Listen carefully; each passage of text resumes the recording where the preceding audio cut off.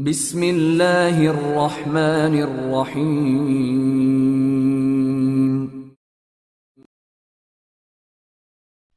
हिंसों के आर पार, मुसन्निफ फातिमा रहमान। नाज के लिए मजीद अदाकारी करना नामुमकिन था। एसी की नागवार ठंडक में वो बुरी तरह पसीने से तर थी। सख्त उंगलियां सुरखती हुई उसके होंठों पर ठहर गईं। नाज उसे करीब आता महसूस कर सकती थी। आदमी निचले लब पर अंगूठा फेर रहा था। नाज ने पूरी जान लगाकर अंगूठा दांतों में ले लिया और इतनी जोर से चबाया कि उसे मुंह में खून का जायका तक महसूस हुआ, मगर उसे छोड़ा नहीं। आंखें खुली तो सामने हमजा को देखा। उसने बमुश्किल अपना अंगूठा छुड़ाया। नाज बंधे हाथ पांव के साथ दीवार के सहारे बैठ गई।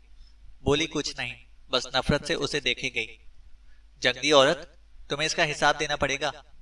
ये तुम्हारी पहली गलती थी, सो मैं माफ कर रहा हूं। आइंदा देखना मैं तुम्हारा क्या हाल करूंगा। खींचकर एक थप्पड़ मारा गया। हमजा ऑल फॉल बकता चला गया। नाज ने दरवाजा लॉक होने की आवाज पर सुकून का सांस लिया। उसने कंधे से अपना थप्पड़ खाया, गाल सहलाया। तुम्हारे हयात को भी देख लूंगी, वो आवाज बुलंद बड़बड़ाई। उसे ख्याल गुजरा कि कहीं ये वही मंसूर हयात खान तो नहीं, लेकिन उसे इस सोच पर यकीन ना आया। नहीं, कोई और होगा। ये नाज को पकड़ चुके हैं, लेकिन नताशा से कोसों दूर हैं। उसने कमरे में नजर दौड़ाई और उसे दूसरा झटका मिला। ये स्टडी रूम था। वो यहाँ आई थी। कोई शक नहीं ना था कि मंसूर हयात खान का घर था। खुशफहमी की इंतहा पर खड़ी नाज ने मंसूर हयात खान को फिर एक चांस दे दिया। उसके आदमी होंगे, वरना अगर उसकी हरकत होती तो वो सामने आता। लेकिन इस वक्त मैं यहाँ बंद हूँ। उसने कमरे में दूसरी नजर दौड़ाई। मैं अगवा हो चुकी हूँ। कितनी ही देर वो सनसनाते जहन के साथ साकित व जामिद बैठी रही। गरम गरम आंसू रुखसार पर फिसलने लगे। सोचो नाज, सोचो। डरी सहमी नाज ने उठने की कोशिश की और मुंह के बल गिरे। वो मान गई। रस्सियां वाकई अच्छे से बांधी गई थीं। जमीन पर गिरे उसने कमरे का बगौर जायजा लिया। बुक रैक्स, कुर्सियां और बहुत सी किताबें, मेज और मेज पर पड़ा लैंप और उसकी बगल में पेपर कटर। वो लाल नाक के साथ मुस्कुराई। एक बार फिर उसने उठने की कोशिश की और पहले की तरह गिरी। क्या मुसीबत है, उसके मुंह से निकला। बंधे हाथों के साथ सर पकड़ लिया उसने। जिंदगी में पहली बार बेबसी महसूस की थी उसने। कुछ फासले पर ही था, ज्यादा दूर तो ना था पेपर कटर, मगर उसे मीलों दूर लगा। कूल्हों पर रेंगते वो मेज तक पहुंची। कुर्सी पर चढ़ने की कोशिश की और कुर्सी के हत्थे से सर बजा। वो बिलबिला उठी। किसी तरह बंदे पांव पर खड़े होकर उसने कटर जमीन पर फेंका और रस्सी काटना शुरू की। बंदी कलाइयों के दरमियान कटर बैलेंस करके रस्सी काटने में इसका हाल खराब हो गया। रस्सियों से आजाद होकर उस बंद कमरे में उसने इत्मीनान की सांस ली। इस बीच अनगिनत खराशें पड़ गईं। जख्मी हाथों के साथ उसने पांव की रस्सी खोली। कमरे में घड़ी नहीं थी, मगर सूरज की रोशनी बता रही थी कि शाम होने में कोई घंटा भर बाकी है। हाथ में पेपर कटर था और खिड़कियों पर मजबूत ग्रिल थी। दरवाजा लॉक था और चीखने का फायदा ना था। दुपट्टे से बेनियाज उसके नीम घुंघरियाले बालों का चिड़ियाघर बना था। जब ही जहन की बत्ती जली, अपने उलझे बालों से एक हेयर पिन निकालकर उसने दरवाजे की लॉक में घुमाई। ये क्लिक क्यों नहीं कर रही? हेयर पिन उलट पुलट कर उसने कोशिश की, मगर बेसूद। लॉक ने खुलने का नाम ना लिया। तो साबित हुआ हर एरा गैरा काली पिन से दरवाजा नहीं खोल सकता। टेक्निक होती है, नाज बड़बड़ाकर बोली। दरवाजे से मायूस होकर वो खिड़की के पास आ गई। खाली पेट इतनी मुशक्कत के बाद उसे चक्कर आ रहे थे। इसके बावजूद मेज का हर दराज खंगाल लिया उसने। वो थककर जमीन पर बैठ गई। हर शय रुकी थी। खिड़कियों पर ग्रिल थी। बाहर सन्नाटा था और दरवाजा अगर पिन से खुल भी जाता तो कहां भागती वो। और जो टूटी फूटी बातें वो सुन चुकी थी। इससे अंदाजा हो रहा था कि वो खाली खाली नजरों से पेपर कटर देखे गई। बुरी तरह लरजते हाथों के साथ उसने कटर पूरा खोल लिया। स्टेनलेस स्टील के ब्लेड में उसकी नम आंखें चमकी। इज्जत या जान में से सिर्फ एक ही चीज चुनी जाती है। कपकपाते होंठों के साथ वो ब्लेड जिल्द के करीब लेकर गई। खुदकुशी हराम है वैसे, कोई अंदर से बोला। इज्जत बचाने के लिए खुदकुशी जायज होती है। खुद को एक थपकी देकर दोबारा ब्लेड जिल्द के करीब लाई। दर्द तो बहुत होगा, अल्लाह ताला वैसे ही उठा ले मुझे। थोड़ा सा उसे रोने के बाद उसने पैंट का पहिंचा चढ़ाया और ब्लेड से गहरा कट लगाया। सख्ती से आंखें मीचे उसने खून रसने दिया। इंतकाल पर मलाल होने वाला है अपना। आंसू लुढ़खुड़ाते रुखसारों पर बहने लगे। उसने काफी देर से कुछ ना खाया था। नाश्ता वो ढंग से नहीं कर सकी थी। और यूनिवर्सिटी में मसरूफ रही। अब अपना खून निकालते उसे बुरी तरह वो मूंगफली का पैकेट याद आया। चकराते सर के साथ उसने हाथ से खुद को थप्पड़ मारा। बी ब्रेव नाज। पिंडली से निकलता खून जम रहा था। उसने दबा दबा कर मजीद निकाला। जमीन पर जगह जगह धब्बे बनाए। सर चकराया था उसका। उसे लगा अभी तेवरा कर गिर जाएगी, मगर वो नींद में मदहोश हालत में रही। जार जार रोते हिचकियां बन गईं। टिश्यू पेपर और टेप जो उसे एक दराज में मिले थे से पट्टी करके उसने पाइंचा नीचे कर लिया। गहरी सांस भरकर उसने कलाई आगे की। उसके लिबास पर और इर्द गिर्द ताजा खून था। मतली की सी कैफियत के बावजूद उसने पेपर कटर कलाई पर रखा। कई जगहों पर उसने रजाकाराना तौर पर काम किया था। नब्ज और कट की गहराई का अंदाजा करते हुए उसने पेपर कटर कांपते हाथों से फेर लिया। कलाई पर हल्का सा कट लगा। खून की नन्ही नन्ही चमकदार बूंदें नमूदार हुई। एक ठंडी सांस खारिज की उसने। वो बुरी तरह कांप रही थी।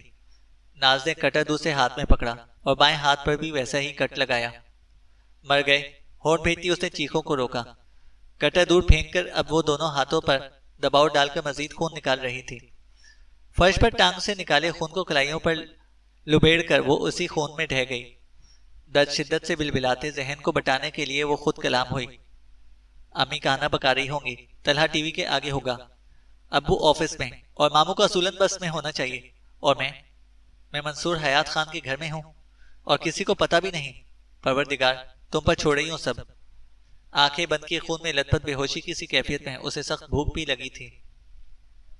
ये वही 8 केनाल का घर जिस पर सफेदे दरख्तों की छांव रहती थी और सांप की थीम पर सजाई घर का शानदार लाउंज था, जिस पर एक सोफे पर मंसूर हयात खान जबकि दूसरे पर उसका बाप कलीम हयात खान था।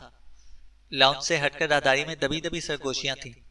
नाज की आमद से सब वाकिफ थे, मगर कलीम हयात खान ने नाजिल होकर इन पर छोटा मोटा नहीं बहुत बड़ा बम फोड़ा था। अंदर मंसूर हयात खान ला इल्म था। वो पुरसुकून ना था कि बाप ने उसे सीधे मुंह अचानक आमद की वजह भी नहीं बताई थी। अगर मैं यहाँ होता तो मेरे आदमी को इतनी ढील ना मिलती। सबके सब एक से बढ़कर एक हड हराम और कामचोर हैं, कलीम हयात खान ने कहा। बाबा मैं हयात बहुत कुछ कहना चाहता था कि रुक गया। गहरी सांस भरी और गोया हुआ। आपको चाहे गलत लगे लेकिन मेरा तरीका ऐसा ही है और मेरी ख्वाहिश है कि आप दखल अंदाजी मत करें। मैं संभाल सकता हूँ सब, हयात ने कहा। मैं दफ्तर गया था। अहमद टावर्स में सब अपनी मनमर्जी करने पर तुले हैं। कुछ एहसास है तुम्हें? पैसों के बगैर तुम इलेक्शन जीतना तो दूर खड़े भी नहीं हो सकते, कलीम हयात खान ने कहा। आपने सुना होगा, जो गरजते हैं वो बरसते नहीं। वक्त आ लेने दें, मैं जीत कर दिखाऊंगा। आप मायूस नहीं होंगे, हयात ने कहा। सोफे की नरम पोशिश पर हाथ फेरते वो जल्द अज जल्द हमजा से बात करना चाहता था। हयात की तसल्ली देने के बावजूद बाप के चेहरे पर सख्ती जो की तो मौजूद थी। उसे जैसे अपनी औलाद से जरा भलाई की उम्मीद ना थी। हयात उनके अंदाज, चेहरे के तासुरात से अंदर ही अंदर कुड़कर रह गया। तो मुझे जितना मायूस कर सकते थे कर चुके। तुम्हारा फैलाया कब तक से मिटूंगा मैं? मंसूर इस बार कोई हिमाकत मत करना। आदमियों पर तुम्हारा रोब है, ना ही तिल बराबर खौफ। वो गरजे।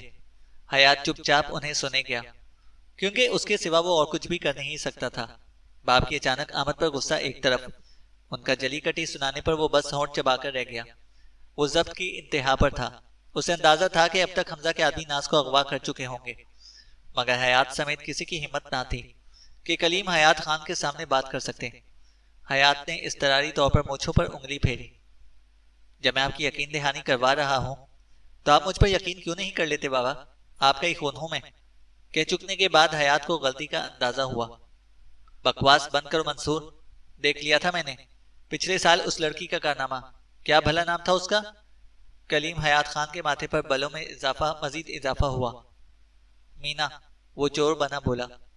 कांच की नाजुक मेज पर नजर मरकूज किए वो कलीम हयात खान की तरफ देखने से इत्तेजाब कर रहा था।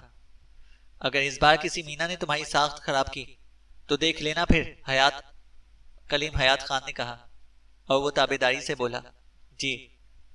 चाहे तुम हार जाओ, लेकिन अगर कोई गड़बड़ हुई, मैं एक बार फिर तुम्हारी वजह से शर्मिंदा हुआ तो जायदाद से आग समझना खुद को, कलीम हयात खान ने कहा। जी। हयात को कमरे में घुटन सी महसूस हो रही थी।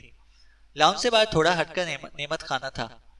गाजरें छीलते 2 नौकर सरगोशियों में मसरूफ थे। यह हयात साहब को इतना डांटा कि किस चक्कर में जा रहा है? एक ने कहा। ले, तुझे नहीं पता? दूसरे ने हैरत से कहा। नहीं बता फिर, उसे तजस्सुस ने घेरा। तूने पूछा था ना, ये हयात साहब कितने शरीफ हैं। ऐसा कुछ नहीं है मेरा भाई, ये जो शराफत का चोला पहना है ना, उसने बाप की वजह से बस, वरना एक नंबर का अयाश है।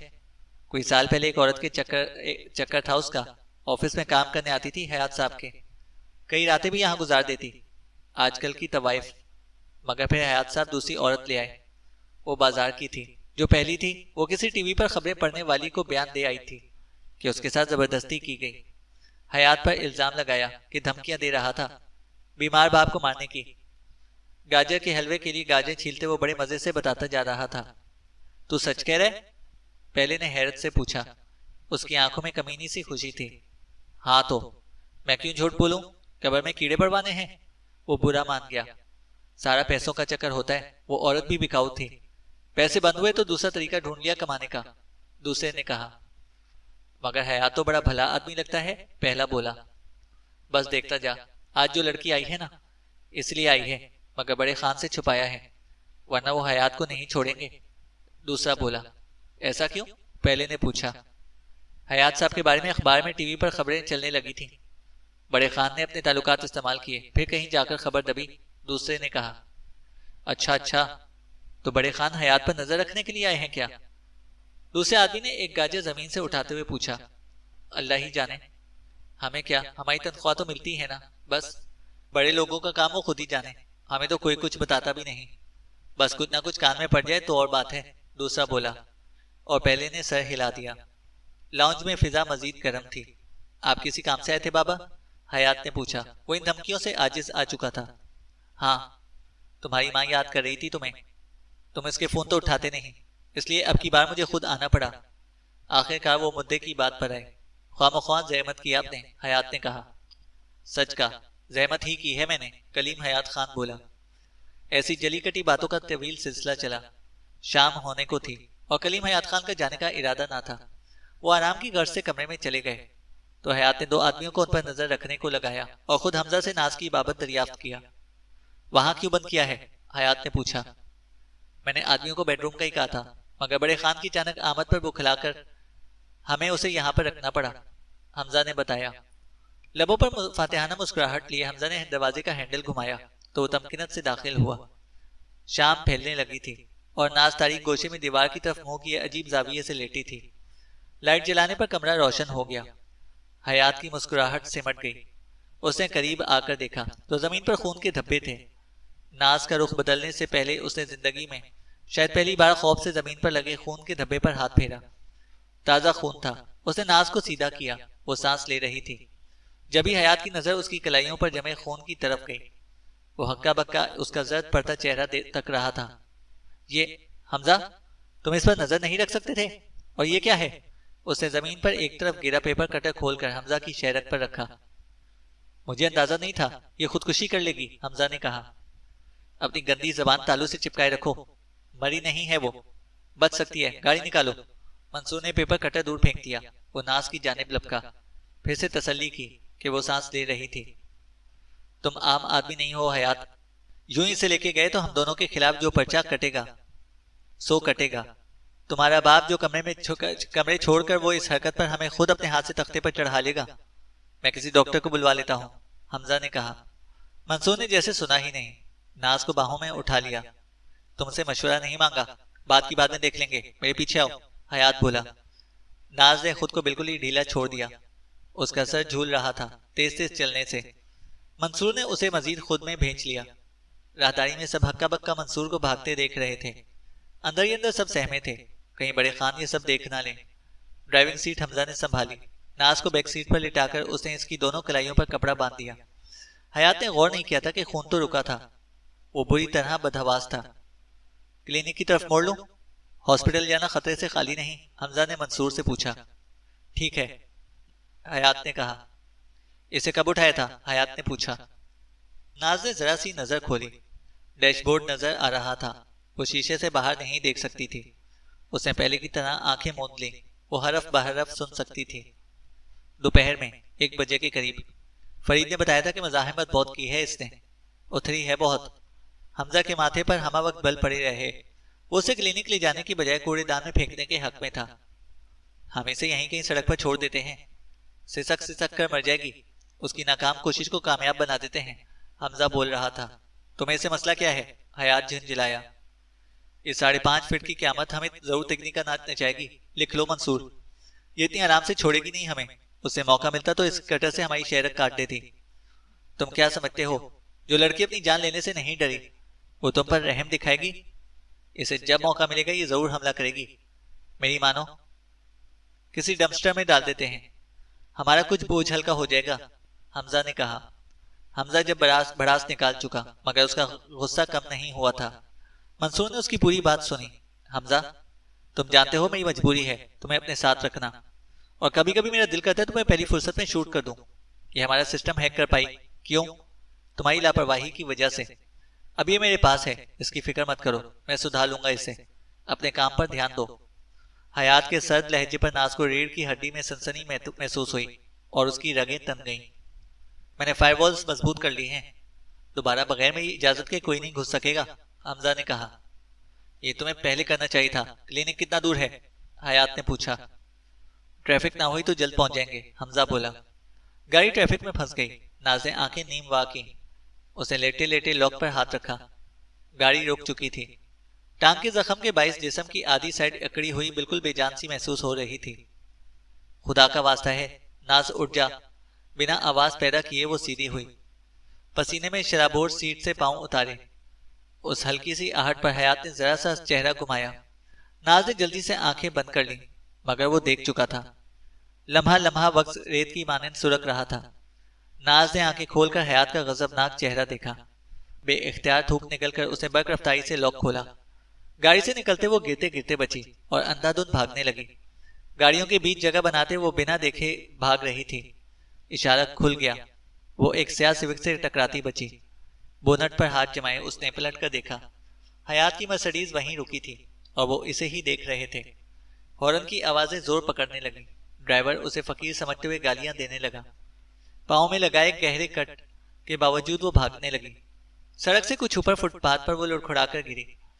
बगैर दुपट्टे के जामनी फ्रॉक गर्द में अटा था। जमीन पर हथेलियां जमाए उसने पलट कर देखा। ट्रैफिक रवां दवा थी। पूरी जान लगाते वो भागती रही। लंगड़ाहट के साथ शाम के धुंधलके मुकम्मल फैल चुके थे। वो उसके ताकुब में थे। जिस समय उठती टीसों को नजरअंदाज करती वो चौराहे में आ गई। एक तरफ बाजार था, जबकि दूसरी तरफ गलियां। नाज रुक कर सांस बराबर करने लगी। दाएं या बाएं, उसने थककर दाएं बाएं देखा। वो मामला शनास हुए तो दाएं जाएंगे और समझदार हुए तो गलियों में इसे ढूंढेंगे। सो नाज वहीं पर गाड़ी की ओट में छुप गई। कुछ ही देर में हयात की मर्सिडीज वहां पर रुकी। वो जरूर रश में गुम होना चाहेगी, मगर हयात ने हमजा की बात को रद्द कर दिया। उसके कपड़ों पर खून लगाए। वो बाजार में गई तो सब उसकी जानिब मुतवज्जा होंगे। वो गलियों ही में गई है, हयात ने कहा। हमजा ने गाड़ी बाएं जानिब गलियों में मोड़ ली। समझदार थे। गाड़ी के आगे जाते ही नाज निकल गई। कदरे लंगड़ा कर कपकपाते वजूद के गिर्द बाजू लपेटे वो अंधेरे में चलती रही। जेब में मोबाइल था, न पैसे, और इस हाल में घर जाना निरी हिमाकत थी। एक शाहिरा पर धरना दिया जा रहा था। दरमियान में डेक लगाए गए थे और गला फाड़ फाड़ कर फीस कम करवाने का मुतालबा किया जा रहा था। नाज यूं ही वहीं खड़ी रही। जब भी माइक हाथ में पकड़े लड़के ने जोशे खिताबत में जैकेट उतारकर दूर फेंकी। ये कॉलेज के लोगों वाली जैकेट थी। जैकेट नाज के मुंह पर लगी तो उसे समझ आई। जैकेट हाथ में पकड़े उसने चलते चलते जिप बंद कर ली। दुपट्टा ना होने का एहसास कम हुआ। कलाइयों पर मंसूर हयात खान पट्टी कर चुका था। जैकेट उसके हाथ तक ढक चुकी थी। पार्क में पहुंचकर उसे पानी के कूलर से जी भरकर पानी पीने के बाद मुंह धोया। टांग के जख्म को उसने छेड़ा नहीं। टिश्यू पेपर और टेप की मदद से सब सेट था। पार्क की एक पिंक पर बैठे हल्का हल्का झूलते वो आगे का लायहा अमल बुनने लगी। उसका जहन खाली था और पेट में चूहे धमाल डाल रहे थे। उसने जैकेट की जेबें टटोली। 43 रुपए मिल गए। एक जेब में च्युइंगम थी।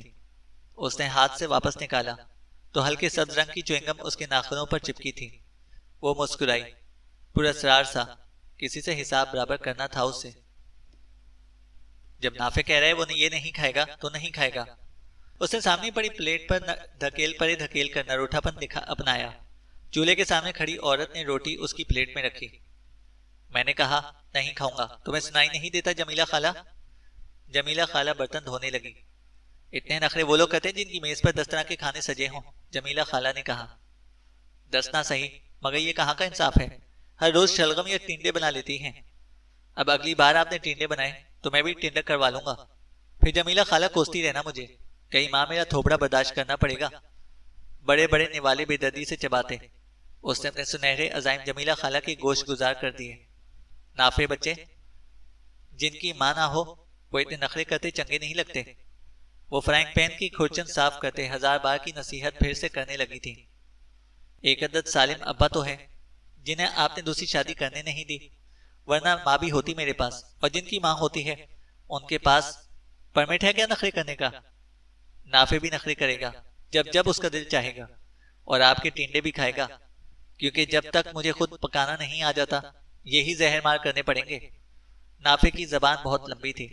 हमेशा की तरह जमीला खाला के कान पक गए, मगर नाफे की जबान चलती रही। तेरे अब्बे को कहा था मैंने, कितना डांटा था, मगर वो तो तेरी मोहब्बत में नहीं करता। जमीला खाला ने कहा, मैं था इतना अच्छा बच्चा, जरूर उन्होंने आपकी गंदी नजर महसूस कर ली होंगी। बड़े वजादार और नहायत शरीफ है मेरे मासूम से अब्बा। वो भूल गया कि उसके सामने टिंडे हैं। शौक से प्लेट पर से सालन पूछ रहा था। नाफे, कभी चुप कर जाया कर, जमीला खाला ने कहा। क्यों?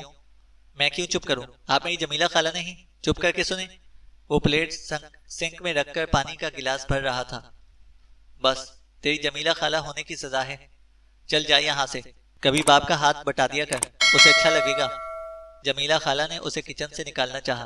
वो बर्तन धोकर घर जाने वाली थी। एक तो अब्बा ने सारी जिंदगी एक छोटी सी फर्म में झोंक दी।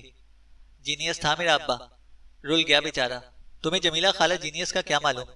मुल्क का ज़हीन तरीन बंदा था मेरा बाप। मैं कभी उस जैसा नहीं बनूंगा, मैं उसकी तरह खुद को जाया नहीं करूंगा, नाफे कहता जा रहा था। जमीला खाला कुछ दुखी सी हो गई उसकी तलखी भरी गुफ्तगू सुनकर। गिलास धोते उसके हाथ सुस्त पड़ गए। और वहां क्यों जाऊं मैं? उन्होंने कौन सा खुद कुछ करना होता है। एक कोने में अखबार पकड़ कर बैठ जाते हैं, सारा काम तो लड़के करते हैं। मैं जाऊंगा तो कहेंगे नाफे आया है, तो वो कुछ खराब करके जाएगा, फिर सारे खी करेंगे। उसने मुंह फुलाकर बाप की नकल उतारी। उसके रोशन चेहरे पर खफगी देखकर जमीला खाला हंस पड़ी। वो ऐसा ही था, पल में संजीदा और पल में ड्रामेबाज। सच में नाफे है ही इतना प्यारा बच्चा। चलो मुंह सीधा करो। एक बार देखा हो, कभी कभी शाम में अब्बा को घर भेजकर खुद बैठ जाया करो अखबार पकड़कर, जमीला खाला ने कहा, ताकि तुम मेरे मजलूम से अब्बा पर डोरे डाल सको। नाफे ये नहीं होने देगा। वो अब्बा की मरते दम तक हिफाजत करेगा, चाहे तुम्हारे जैसे कितनी ही चुड़ैले मेरे अब्बा से प्यारे से अब्बा को चिमटना चाहें, नाफे ने कहा। जमीला खाला का जवाब दे गया। बर्तन धोने का साबुन लगी डोई उसके कंधे पर ताक दी। यार जमीला खाला, क्या गजब कर दिया। इतने महंगे ब्रांड की टी शर्ट है, तुम्हें तो इसका नाम भी नहीं पता होगा। नाइकी नाम है इसका, मगर तुम निकर ही बुलाओगी। वो पानी से झाग साफ करने लगा। अच्छा, जैसे मैं नहीं जानती, लंडे से खरीद कर लाया है तू, जमीला खाला ने कहा। हाँ, तो वहां असली ब्रांड ही होते हैं, नाफे ने कहा। हो, फरंगियों की उतरन पहनने वाला ना हो तो, जमीला खाला ने कहा। नाफे के नरम नैन नकूश पर मिस्कीन सी मुस्कुराहट थी। वो समझ गया जमीला खाला का कुछ ही देर में मीटर शॉट होने वाला है, सो बगैर कुछ कहे निकल गया। नाफे ने जेब से च्युइंगम निकाली और चबाने लगा। 22 साल का वो कोरियन जैसे नरम नकूश का मालिक था। पार्ट टाइम साइंसदान और फुल टाइम ड्रामेबाज था वो। नाफे की माँ पर जब इंकशाफ हुआ कि वो ख्वाजा सिरा है, तो उसने नाफे को अपने जैसे लोगों में भेजना चाहा, मगर बाप डट गया और माँ तलाक लेकर अलहदा हो गई। वो जिंदा थी, मगर इन दोनों के लिए मर गई थी।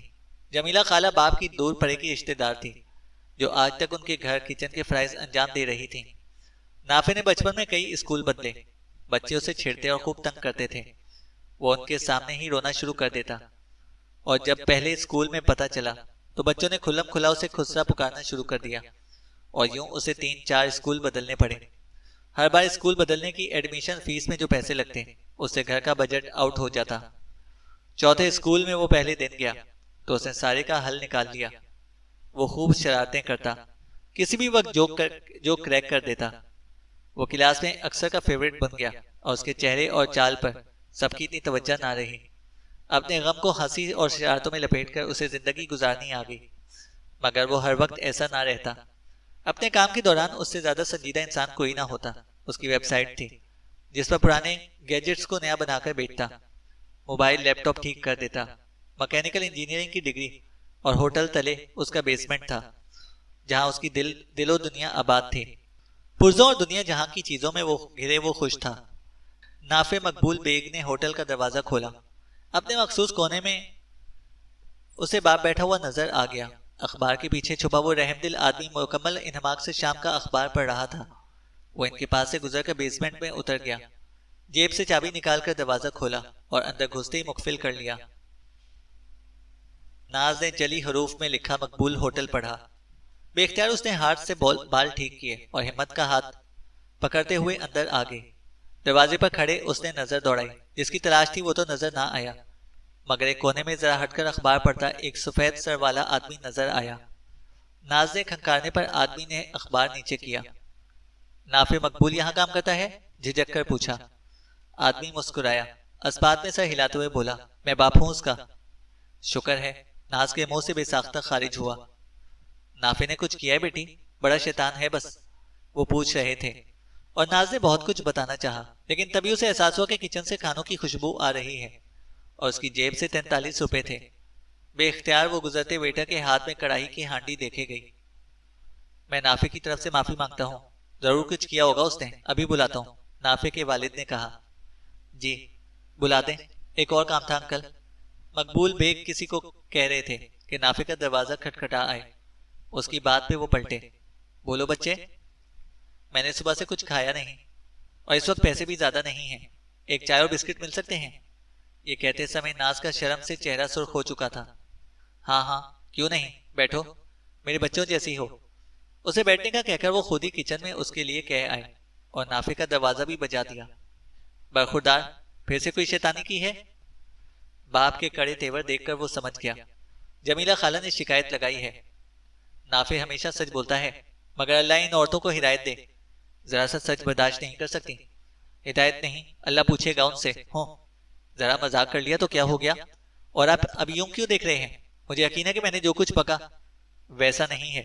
इस दरवाजे के बाहर कोई और मुसीबत में इंतजार में पर फैलाई बैठी है। Oh my God. Maqbool bag ने सिर्फ सर हिलाकर तस्दीक की। उधर, उन्होंने इशारा किया। नाज की नाफे की तरफ पुष्ट थी। लापरवाही से चुनगम चबाते उसने मक्कार सी शक्ल बनाकर उसे देखा, जो रुगबत से बाकर खानी और चाय नोश कर रही थी। ओए तुम पैसे मांगने आई हो ना? नाफे ने कहा। नाज ने जैसे सुना ही नहीं, वो चाय की चुस्कियां ले रही थी। तो तुमने इनके पैसे नहीं दिए? बेटी बताओ कितने हैं, मैं दे देता हूं। मकबूल बेग ने बटवा निकालते हुए पूछा। अब्बू, ये एक नंबर की। नाफे ने नाक चढ़ाई। नाज को बोलना पड़ा। नहीं नहीं अंकल, हमारा हिसाब पैसों से क्लियर नहीं होगा, मैं कर लूंगी, चाय वगैरह के लिए शुक्रिया। कितने पैसे हुए? वो जेब में 43 रुपए टटोलने लगी। बेटियों से कौन पैसे लेता है भला, रहने दो, उसने कहा। मुझे तो ये वाला प्लस पॉइंट कभी ना मिला। नाफे की बड़बड़ाहट उन्होंने सुनी। नाज मकबूल बेग को देखकर हल्का सा मुस्कुराई। शुक्रिया। मकबूल बेग ने गर्दन की जुम्बिश से शुक्रिया वसूल किया। अलबत्ता नाफे के तेवर ठीक ना हुए। किस खुशी में? पूरे पैसे दो, नाफे ने कहा। नाफे? बाप की घिरकी को उसने सिरे से नजरअंदाज कर दिया। नाज ने जेब से 43 रुपए निकालकर उसकी फैली हथेली पर रख दिए। इसमें 2 रुपए कम हैं। 1 रुपए में अपनी प्लेट और कप वापस रखो, यहाँ पर कपड़ा फेरो, नाफे ने कहा। नाज ने बिना चूचरा किए प्लेट और कप उठाया और बर्तन धोने वाली जगह पर रख दिया और कपड़े से भी मेज झाड़ दी। किसी वेटर से 2 रुपए में मेज साफ करवा कर दिखाना, नाज ने हाथ झाड़ते हुए कहा। 2 नहीं, 1 रुपए मेज साफ की है और असुलन तुम वेट्रेस बनोगी। कहीं तुम भी मेरी तरह। उसने जानबूझकर फिक्रा अधूरा छोड़ दिया। मकबूल बेग अखबार के पीछे गुम हो चुके थे, सो नाफे की जबान फिसलती रही। अब अपना मकसद भी बता चुको, जरूर मेरी मदद चाहिए होगी, फीस हाई है मेरी। मेरा नहीं ख्याल तुम अफोर्ड कर सकोगी मुझे। नाफे ने इतराकर उसे सरता पैर मसनूई हिकारत से देखा। नाज ने गहरी सांस भरी। वो बोलने ही वाली थी कि नाफे बोल पड़ा। 1 मिनट, तुमने बॉयज कॉलेज की जैकेट क्यों पहनी है? देखो नाज, मैं ऐसी वैसी लड़कियों से दोस्ती नहीं करता, नाफे ने कहा। यह आखिरी तीर था। नाज का हाथ हवा में उठा और नाफे के मुलायम चेहरे पर पड़ा। आह, मर्दों जैसा सख्त हाथ है तुम्हारा। मेरा नाजुक मुखड़ा लाल कर दिया। Follow me. वो मकबूल बेग के पास से गुजरकर तहखाने की सीढ़ियां उतरने लगे तो नाज ने मकबूल बेग की बड़बड़ाहट सुनी। कभी कभी इसका मुंह बंद करने के लिए चांटे की जरूरत पड़ती है। और वो मुस्कुराहट दबाती नाफे की पैरवी में उतर गई। यहाँ इतना अंधेरा क्यों है? नाज ने अंधेरे में आंखें फाड़ फाड़ कर देखकर उसको पूछा। एक मिनट, तुम्हें मुझसे डरने की जरूरत नहीं, नाफे ने कहा। और तुम्हें हर बात का उल्टा जवाब देने की भी जरूरत नहीं, नाज झिलमिला उठी। नाफे ने लाइट्स ऑन की। अच्छा, अब बताएं जी, क्या गुल खिलाकर आई हैं? नाफे ने पूछा। बको मत, बैठने तो दो। नाज सुनहरी पोशिश वाली कुर्सी के करीब जा रही। नाफे उसका इरादा भांप कर चिल्ला उठा। नहीं, ये संदल की लकड़ी से बनी, तुम खराब कर दोगी, यहाँ ना बैठो। नाज बैठते बैठते उठकर दूसरी कुर्सी की तरफ जाने लगी। ये मेरी है, मैं इसको किसी को इस पर बैठने की इजाजत नहीं देता। नाफे नाज के साइड से निकलकर स्याह फोम वाली कुर्सी पर बैठ गया। तुम्हारे सर पर बैठ जाऊं? वो किलस कर रह गई। नहीं, मेरे बाल खराब हो जाएंगे, तुम वहां बैठो, नाफे ने कहा। नाज कोने में पड़ी प्लास्टिक की कुर्सी उठा ली और बैठकर सुकून भरी सांस ली। नाफे हथेली पर थोड़ी टिकाए उसे ही देख रहा था। मुझे अगवा किया गया था, नाज ने कहा। यकदम नाफे के चेहरे के तासुरात बदले। सच में? खा कसम? तजस्सुस और खुशी के मिले जुले जज्बात तले पूछा गया। शट अप नाफे, तुम्हें मजाक सूझे? जान पर खेलकर भागी हूं मैं, नाज ने कहा। तो अगवा तो ना किया गया, अगवा की नाकाम कोशिश की गई। नहीं, तू बदू जवाब मिला। नाफे, मेरे दिमाग की लस्सी बन रही है। सुबह 8 बजे की घर से निकली हूं। 8 बजे? ओह नो, घर में सब परेशान होंगे। मैं वो कॉल तक ना कर सकी, मैं क्या करूं? अचानक याद आने पर नाज ने बुखलाकर नाफे को देखा। मैं क्या करूं? मैं क्या बताऊंगी? उन्हें कॉल करके बताओ तुम्हें अगवा किया गया था, मगर तुम भाग गई और अब महफूज हो, नाफे ने सर हिलाकर कहा, जबकि नाज उसे देखकर रह गई। नाफे, एक हाथ से सर दबाते नाज ने थक कर कहा। मुझे इनक्रिप्ट करने के लिए एक मोबाइल फोन चाहिए, प्लीज, नाज ने कहा। चुप कर जाओ लड़की, नाफे का दिमाग चल रहा है। उसने हाथ उठाकर उसे चुप कराया। चैनल को सब्सक्राइब करें और बेल आइकन को प्रेस करें ताकि हमारी हर अपडेट आपको बर वक्त मिल सके।